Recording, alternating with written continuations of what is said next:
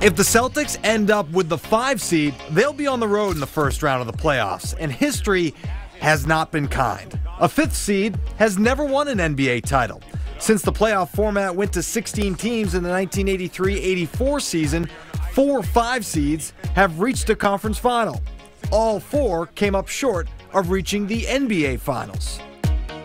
The odds are a little bit better with the 4 seed. 5 such teams have reached the NBA Finals, including the Cavs last year, who of course beat the Celtics in the Eastern Conference Finals. That also includes the 2010 Celtics, who lost in 7 games to the Lakers. And 1 4 seed won it all, the 1969 Celtics, who beat the Lakers. The C's have an outside shot at the 3 seed, and that would increase their odds in a big way.